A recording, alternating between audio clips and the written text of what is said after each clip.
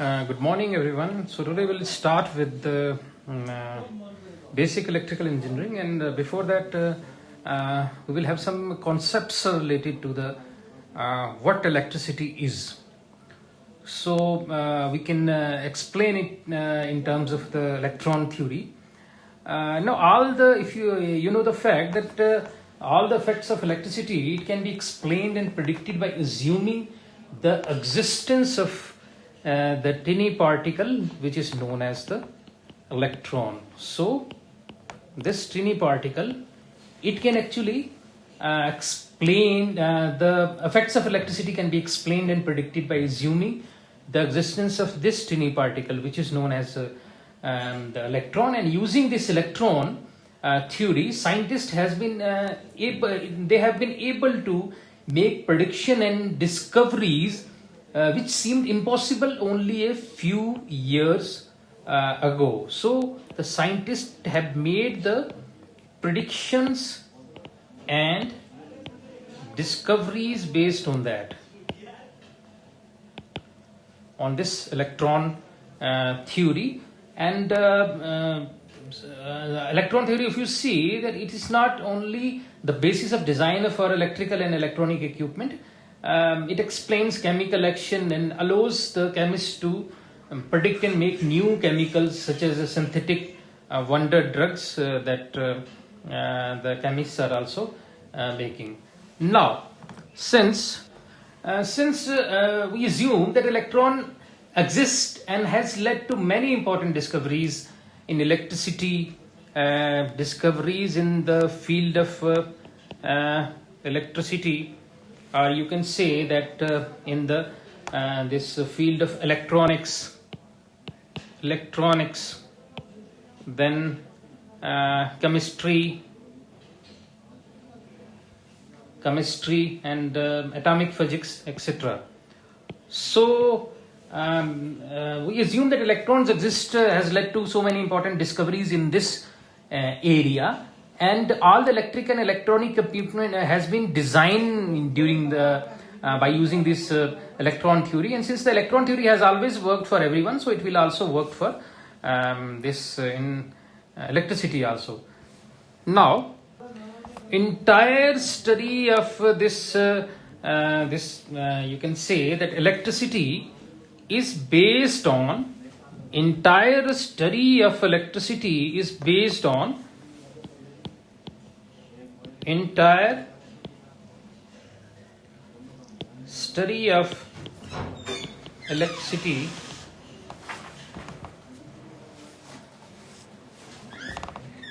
entire study of the electricity is based on electron theory. It is based on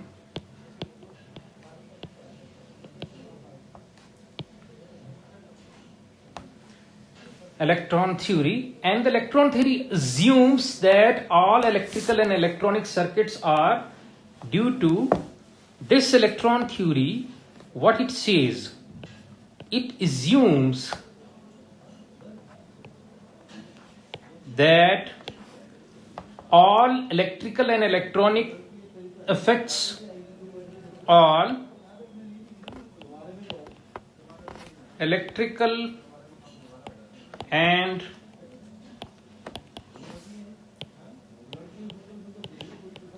electronic effects are due to the movement of electrons, or due to the movement of electrons from place to place,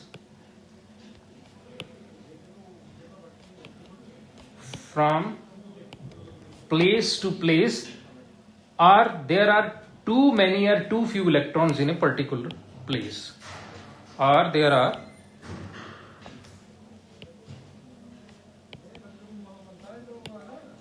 too many or too few electrons in a particular place.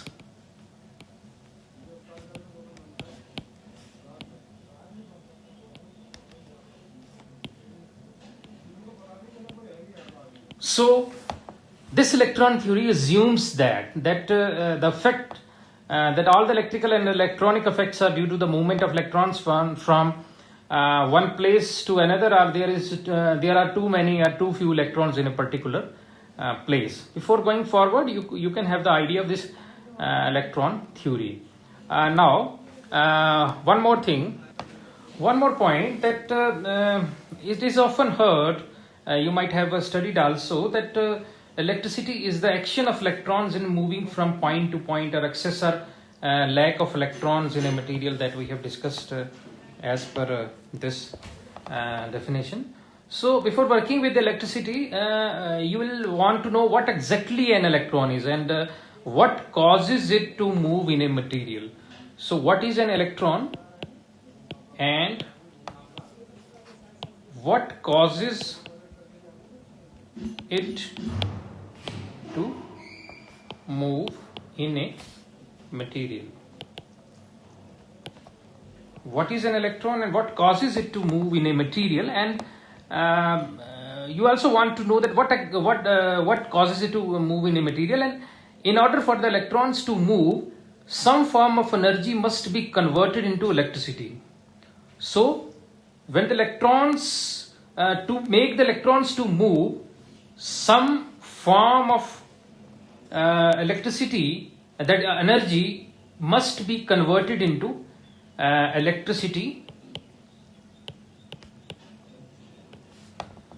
So 6 forms of electrical energy can be used, and each may be considered to be the separate source of electricity.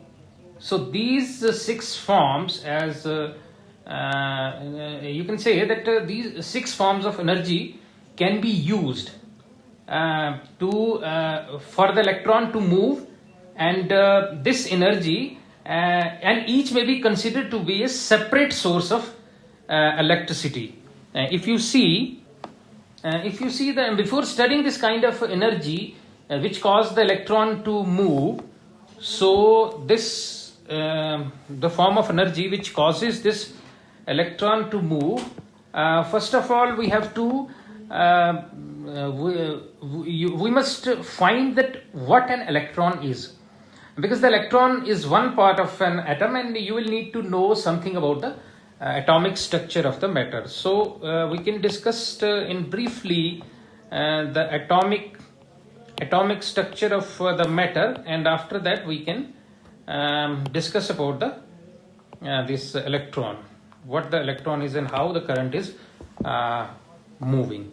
Now the figure here shows the electron, and this small electron is there, and when the electron move, the things happen, like you are using your printer or the computer, and you are using your different devices, and this is actually, I think, some submarine is there, it is moving. So when the electron move, things happen, because it will produce the electricity, and finally because of the current and the voltage, things will happen. So we can discuss all those aspects.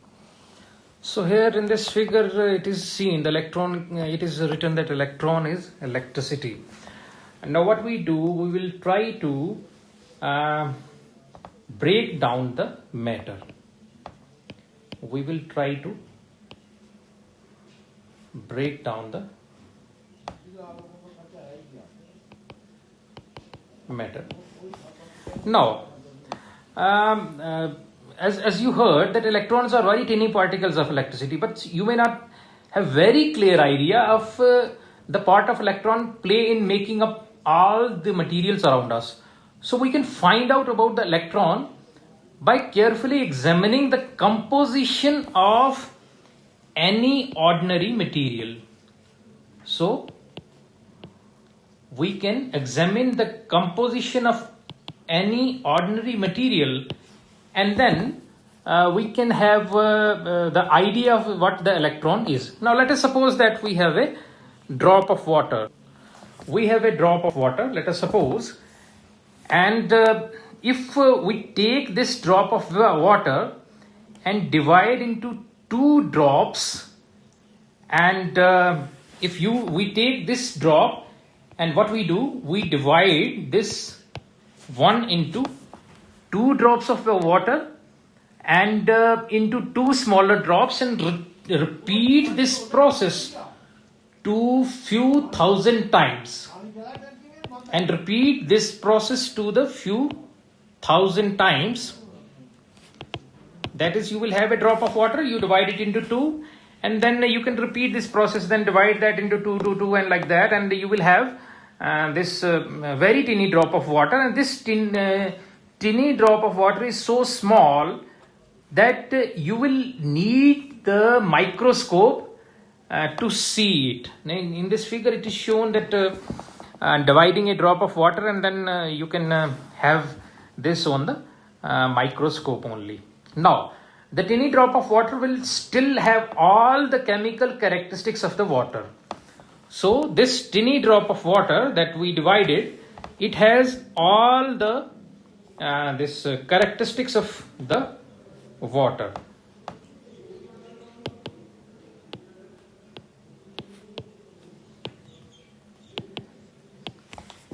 It has all the characteristics of the water, and it can be examined by the chemist, or he will not be able to find any chemical difference between the microscopic drop or the ordinary glass of water. Now, if we take this tiny drop of water and try to divide it in any further, you will not be able to see it in the microscope. After a certain level, it cannot be seen in the microscope, and imagine that you have available a super microscope which will magnify many times as much as any microscope presently existing with you. This microscope can only give you any magnification you want, so that you can put your teeny drop of water under it and proceed to divide it into smaller and smaller droplets.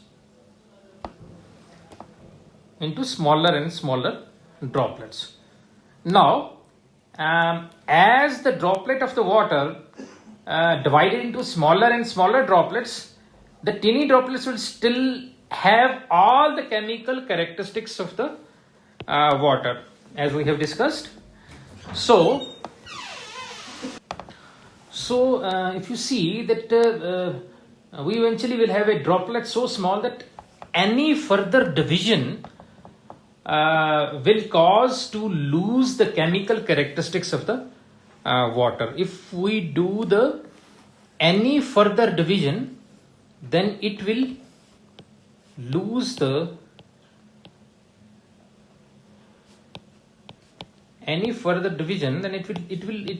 lose the chemical characteristics of the water.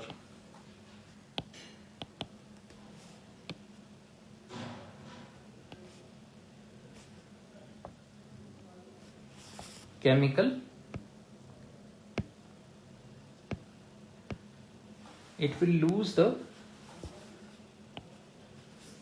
chemical characteristics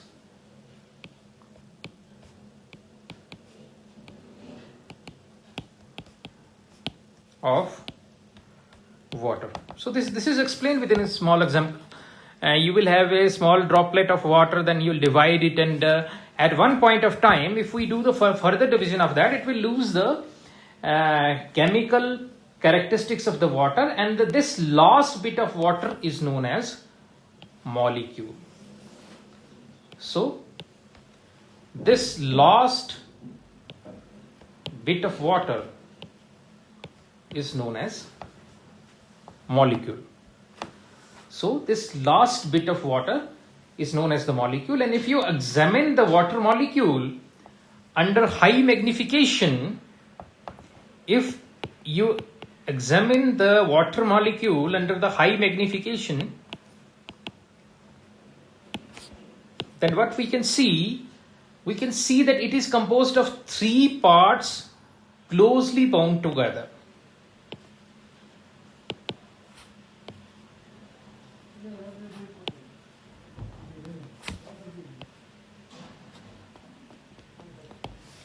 Three parts which are closely bound together.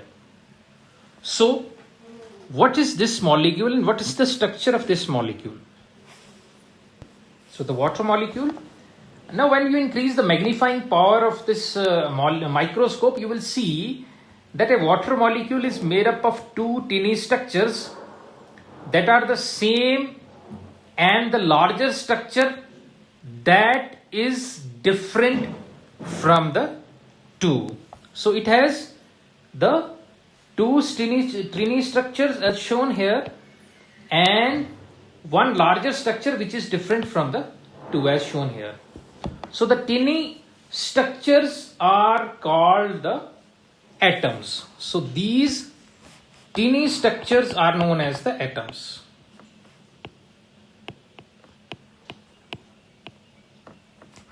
What we do? We see the structure of the molecule.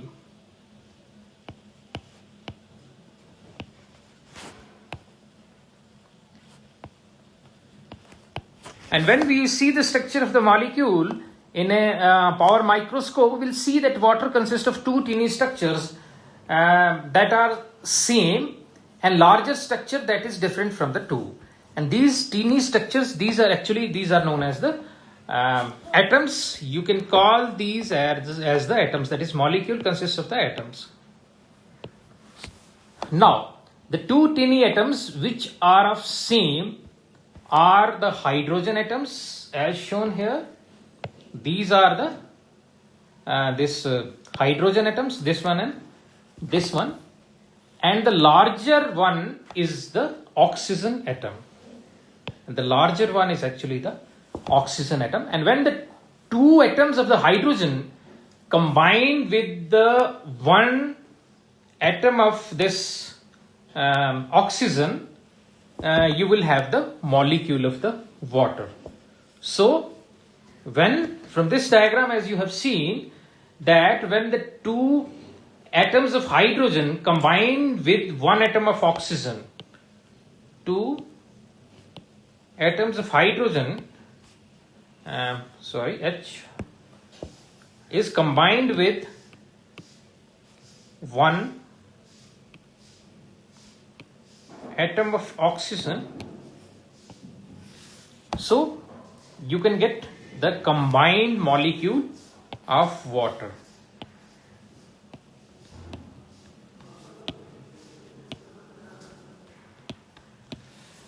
As shown in this diagram also. Now two atoms of hydrogen and the one atom of oxygen gives a molecule of water. While if you see that water is made up of only two kinds of atoms, that is oxygen and the hydrogen that we have seen here, the molecules of many materials are more complex in structure.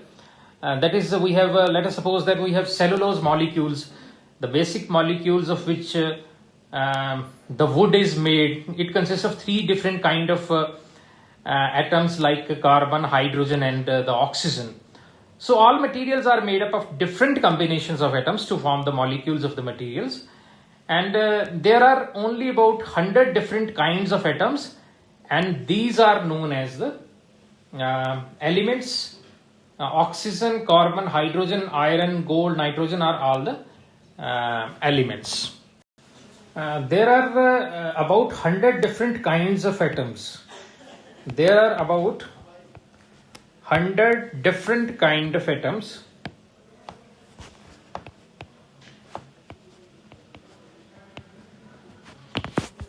Different kind of atoms, and these are known as actually elements. More than 100, you can say more than 100.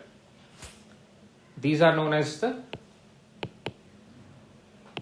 elements. Like you will have the oxygen, you will have the carbon, you will have the hydrogen, gold, etc. So all are actually the elements. The human body with all its complex tissues, bones, teeth is made up of only 15 elements. So human body is made up of 15 elements. And only 6 of these are found in reasonable quantities.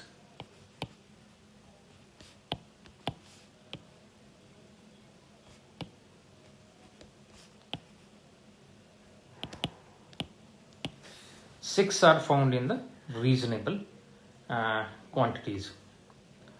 Now, all know about that all the materials are made up of molecules which consist of various combination of about more than 100 different types of atoms.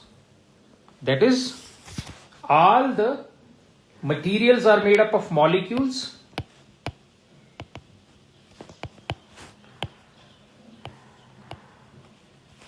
and these molecules are made up of more than 100 different types of atoms.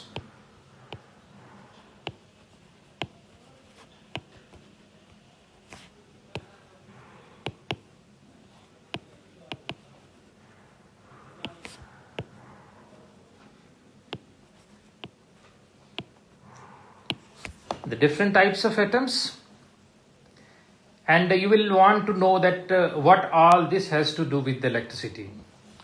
So that question is also in the mind,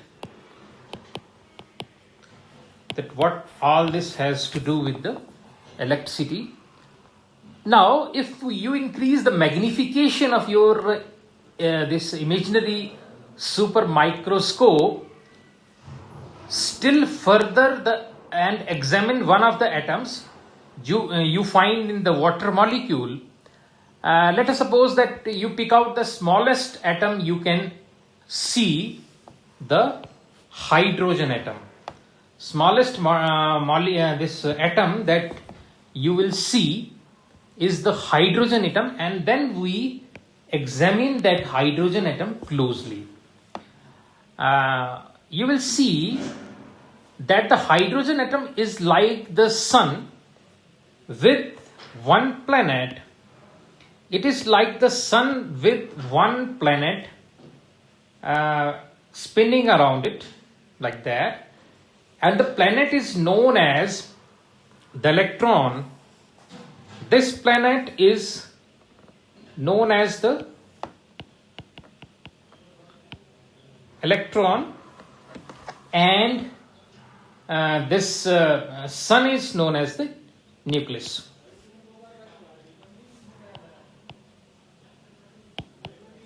The electron has negative charge of electricity, and the nucleus has the positive charge of electricity. Now, in an atom, if you see the total number of negatively charged electrons circling around, total number of negatively charged electrons which are circling around the nucleus exactly equal to the extra positive charges which are in the nucleus. So, in an atom, you will see that the total number of electrons which are circling around the nucleus equals to the number of extra positive charges in this nucleus, and the positive charges are known as the protons. So these extra positive charges, these are known as the protons within the nucleus. So besides the protons, the nucleus also contains the electrically neutral, you can say electrically neutral particles which are known as the electrically neutral, neutral particles which are known as the neutrons. Electrically neutral particles which are known as the neutrons. So, which are made up of proton and an electron bounded together. Which are made up of These neutrons, what these neutrons made up of? These are made up of proton and an electron bounded together. Proton and an electron bounded together.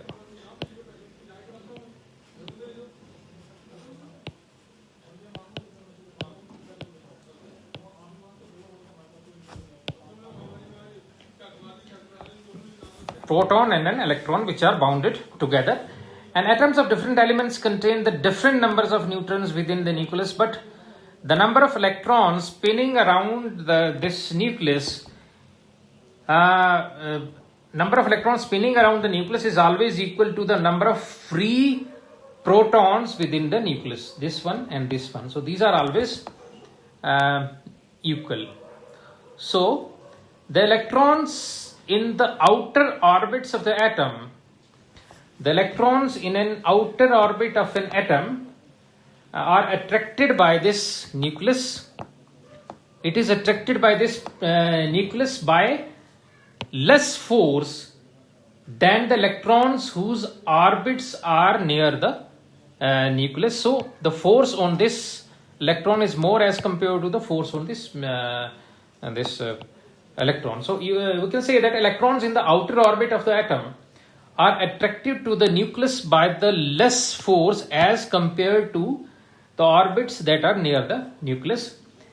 So these outer electrons are called the free electrons.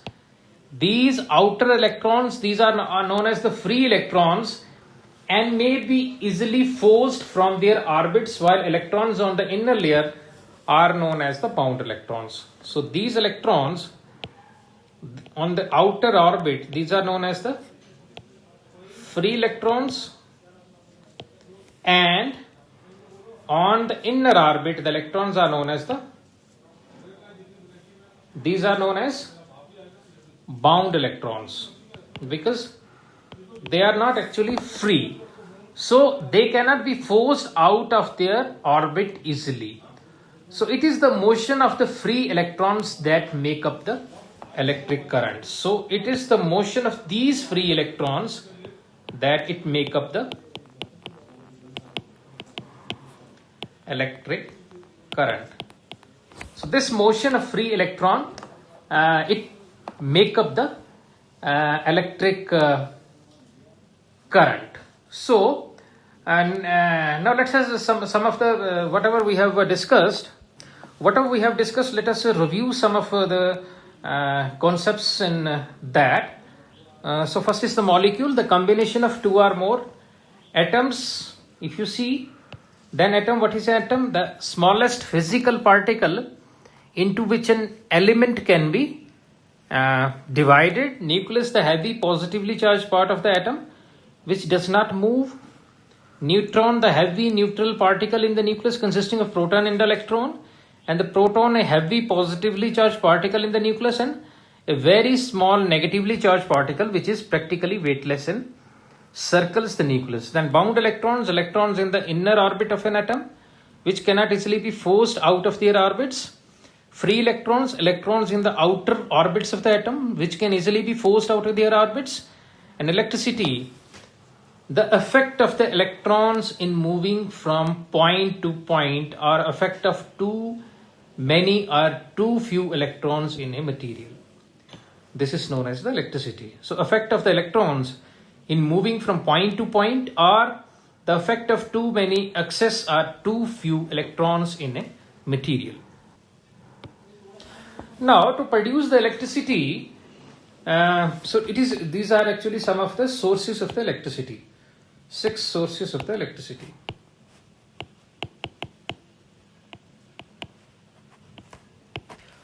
So to produce the electricity, some form of energy must be used to bring about the action of the electrons. So to produce the electricity, what we have to do? Some form of energy must be used. Some form of energy must be used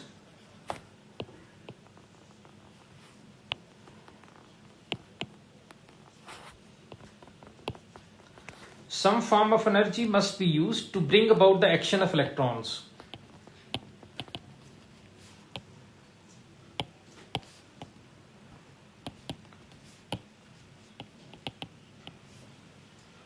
So the 6 basic sources of energy which can be used are, you can say that we will have the friction here, we will have the pressure here, then we will have the heat here, then we will have the light here, then we have the magnetism here, and then we will have the chemical action. So before getting into study of these sources, you will first find out that about the electric charges. We can have a discussion about the electric charges, and after that we can go to these sources one by one.